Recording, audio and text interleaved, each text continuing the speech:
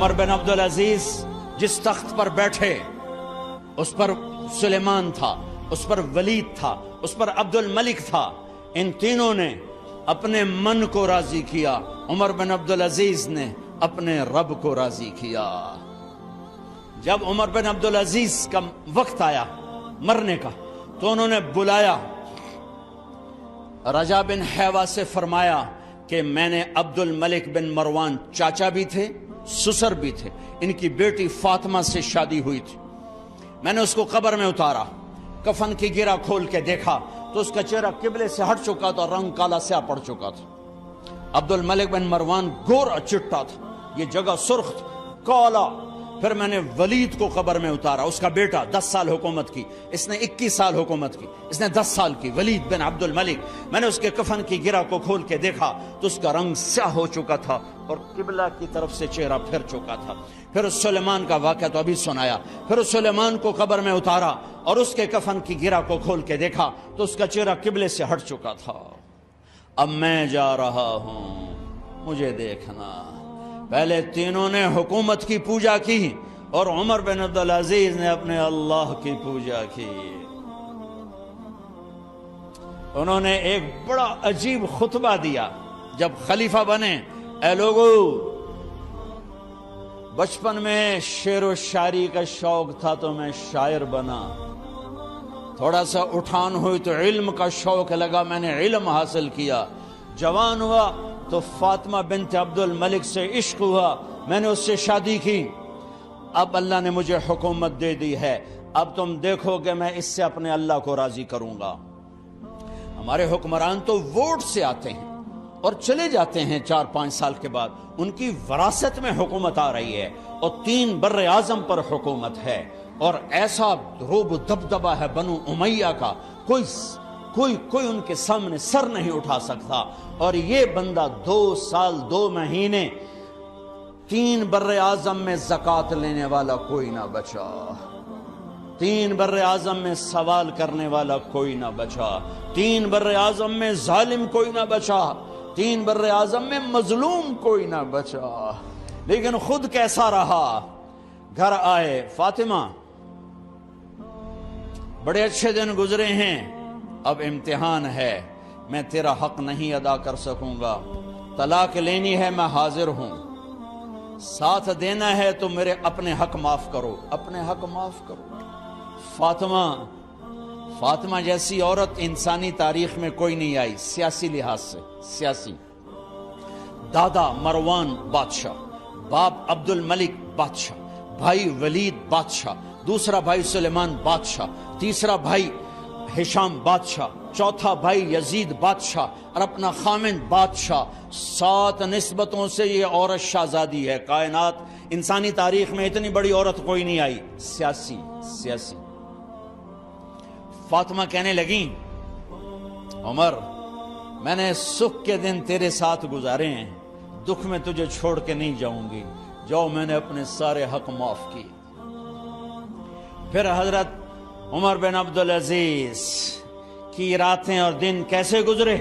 فاطمہ بنت عبد الملک فرماتی ہیں 2 سال 2 مہینے میں وہ میرے بستر پر میرے ساتھ نہیں لیٹے، انہیں غسل کی ضرورت نہیں پیش آئی، مصلے پہ بیٹھتے اور روتے روتے روتے وہیں سو جاتے اور روتے روتے وہیں سے اٹھتے. پر 3 بر اعظم میں ظالم کوئی نہ بچا، مظلوم کوئی نہ بچا، زکوٰۃ لینے والا کوئی نہ بچا، بھکاری بھیک مانگنے والا کوئی نہ بچا. 3 بر اعظم کو ایسے صاف کر دیا. یہ فیصل آباد بھی ان کی حکومت میں شامل تھا، چونکہ ملتان وہ بمبئی تک اور ملتان دیپال پور تک یہ سارا علاقہ ملتان میں آتا ہے. اور محمد بن قاسم نے ملتان فتح کیا ولید کے زمانے میں.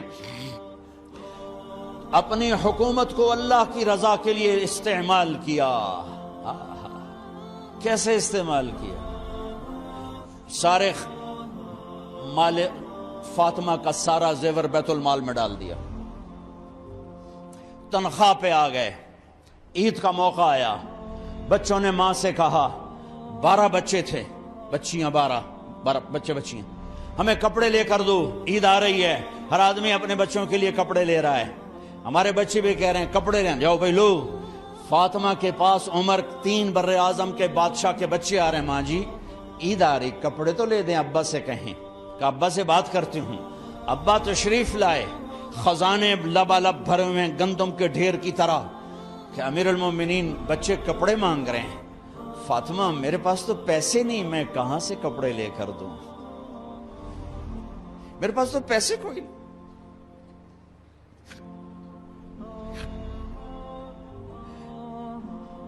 حضرت فاطمہ نے کہا پھر بچوں کا کیا کروں؟ کہا پھر مجھے بھی نہیں پتا کیا کروں. اس کے پہلے 3 حکمرانوں نے لوٹ مار کے بازار گرم کیے، ظلم و ستم کے پہاڑ توڑے، اور آج اسی خزانے پہ ایک شخص بیٹھا ہے جو اللہ کو راضی کرنے کے جھنڈے گاڑ رہا ہے. تو فاطمہ نے کہا آپ ایسا کریں، اگلے مہینے کی تنخواہ ایڈوانس لے لیں، اس سے میں اپنے بچوں کو کپڑے لے دیتی ہوں، اور گھر کا خرچہ میں مزدوری کر کے گھر کی روٹی چلا لوں گی.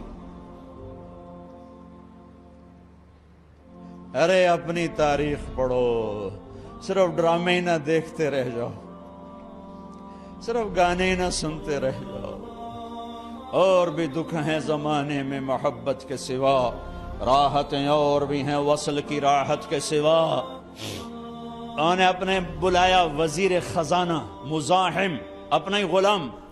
ہاں بھائی مزاحم، ہمیں بچوں کے کپڑے چاہیے، تو اگلے مہینے کی تنخواہ ایڈوانس مل جائے.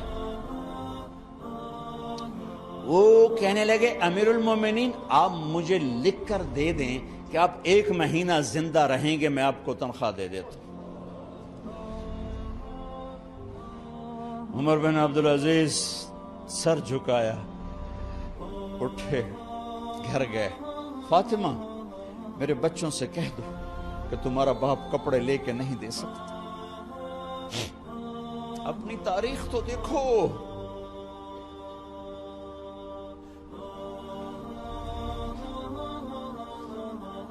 عید کا دن آ گیا، خلیفہ وقت عید کی نماز پڑھاتے تھے، نمازیں بھی خلیفہ وقت پڑھاتے تھے. بنو امیہ کا خاندان ملنے کے لیے آ رہا ہے.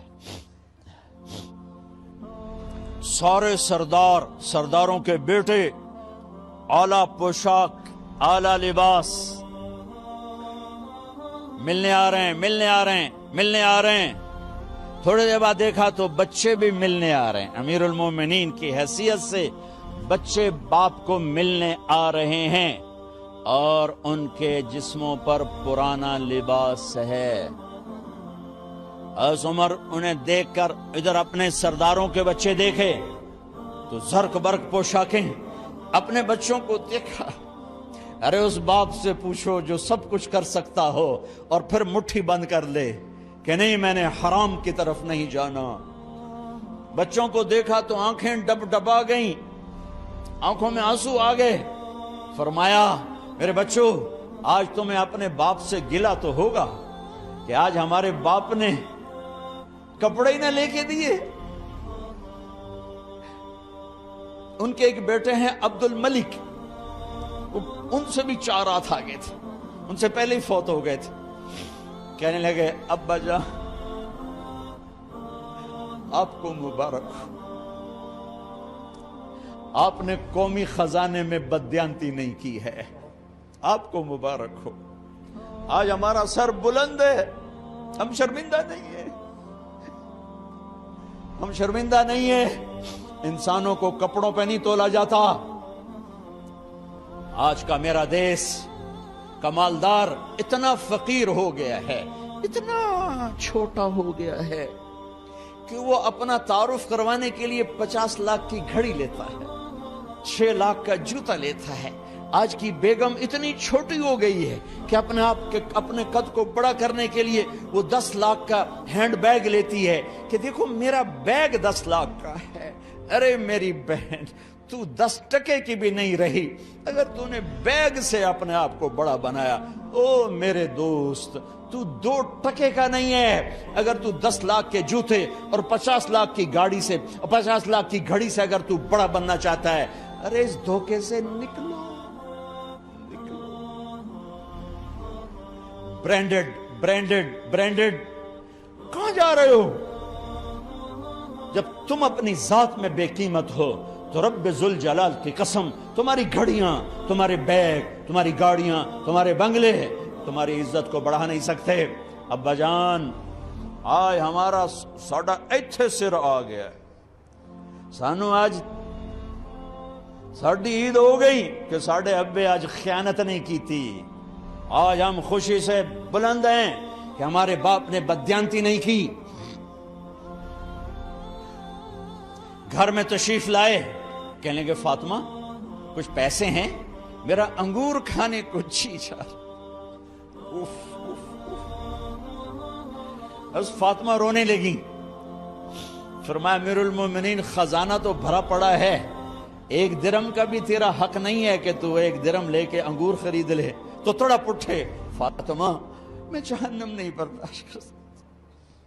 او میرے بھائیو جو دن رات سود میں پھنس چکے ہو، جو دن رات جوے شراب میں پھنس چکے ہو، کیسے اللہ کے سامنے سرخرو ہو کر کھڑے ہوگے؟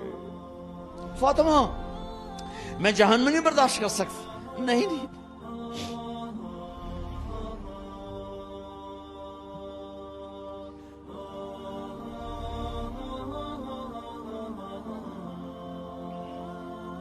ایک رات گھر میں تشریف لائے، بچیاں بیٹیاں منہ پہ ہاتھ، کپڑا رکھا، دوپٹہ رکھا منہ پہ اور بات کریں۔ آپ نے پوچھا ارے کیا ہوا تمہیں، یہ منہ پہ کپڑا کیوں رکھتے ہو؟ تو خاموش ہو گئی، لیکن گھر کی خادمہ رو پڑی۔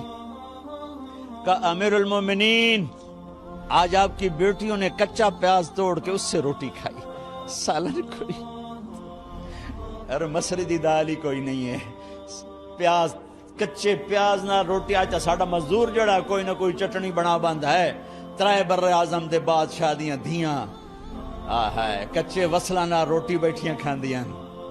اور میرے آج کا تاجر کہتا ہے جھوٹ نہ بولوں تو کاروبار کیسے، میرا افسر کہتا ہے رشوت نہ لوں تو گزارا کیسے کروں۔ تو عمر بن عبدالعزیز پھس پہ ہچکیوں کے ساتھ روئے کہ میری بچیوں میں تمہیں بڑے اچھے کھانے کھلا سکتا ہوں پر میں جہنم کی آگ برداشت نہیں کر سکتا۔ بھائیو اس بندے نے اپنے آپ کو ذبح کر دی، اللہ کو راضی کرنے کے لیے ذبح کر دی، اپنی ذات کو، اپنے جذبات کو، اپنے احساسات کو۔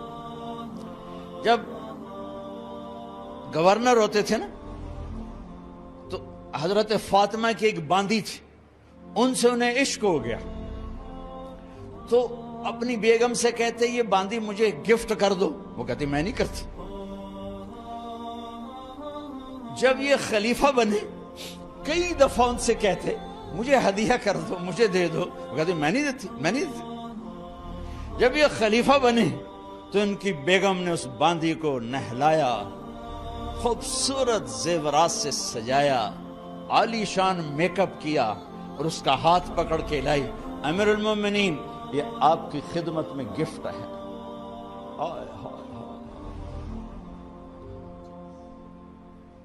اس کو یوں دیکھا، فرمایا کہاں سے آئی تھی؟ کہا جی عبد الملک نے کوفے سے مجھے زبردستی اٹھوایا تھا، تو دو آدمی بلائے کہ جاؤ اسے اس کے مالک کے پاس واپس بھیج دو۔ وہ کہنے لگی این وجدک علی یا امیر المؤمنین، امیر المؤمنین آپ کا عشق کہاں گیا جو میرے ساتھ تھا؟ تو عمر کی آنکھیں بھر آئیں، کہا وہ پہلے سے بھی زیادہ ہے لیکن تمہیں اللہ کے لیے قربان کرتا، میں اپنے عشق کو اللہ کے لیے قربان کرتا۔ ہاں اب اللہ نے صلہ کیا دیا؟ جب انتقال ہونے لگا تو بلایا رجا کو، جو میں بات پہلے چھوڑ کے ادھر ان کی تھوڑی سیرت بتائی کہ رجا اب میں مرنے لگا ہوں، عبد الملک کالا ہو گیا تھا، ولید کالا ہو گیا تھا، سلیمان کالا ہو گیا تھا۔ یہ کیوں کالے ہوئے تھے؟ یہ بے نمازی نہیں تھے، بدکاری نہیں کرتے تھے، کسی کی طرف ان کی میلی آنکھ نہیں اٹھی کبھی، یہ ظالم تھے، ظالم انسانوں کا خون پیا، مال میں خیانت کی، اس پر اللہ نے چہرے پھیر دیے۔ آج عمر بن عبدالعزیز جا رہا ہے کہ دیکھو میں جا رہا ہوں، مجھے دیکھو میرے ساتھ کیا ہوتا ہے۔ ان کا انتقال ہوا، ان کی میت قبر کے کنارے رکھی گئی اور اب نیچے اتارنا ہے۔ سلیمان کی میت کو اتارنے لگے تو ہلنے لگا اور عذاب قبر پہلے شروع ہو گیا۔ عمر کی میت کو جب قبر کے قریب کیا گیا، ایسے ہوا کا جھونکا آیا، ایک پرچہ ایسے لہراتا ہوا یوں آیا، یوں آیا، یوں آیا اور عمر کے سینے پر گر گیا۔ لوگ کٹھے ہو گئے، پرچے کو کھول کے دیکھا گیا تو اس پہ لکھا تھا بسم اللہ الرحمن الرحیم، براءۃ من اللہ لعمر بن عبد العزیز من النار۔ یہ پروانہ ہے اللہ کی طرف سے اس کے بندے عمر کے لیے کہ اسے جہنم سے نجات کی خوشخبری سنا دی جائے۔ آہا، مرنا ہو تو یوں مرو، اللہ ایسی موت دے دے۔ کہتے ہیں پھر میں نے ان کو قبر میں اتارا، جب قبر میں اتارا تو کیا دیکھا؟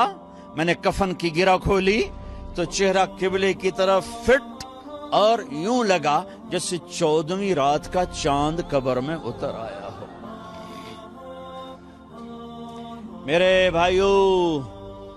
بھائیوں بہنوں، اپنے اللہ سے صلح کر لو، اپنے اللہ سے صلح کر لو، اس کے محبوب مصطفیٰ صلی اللہ علیہ وسلم کی غلامی میں آ جاؤ، آ جاؤ، آ جاؤ۔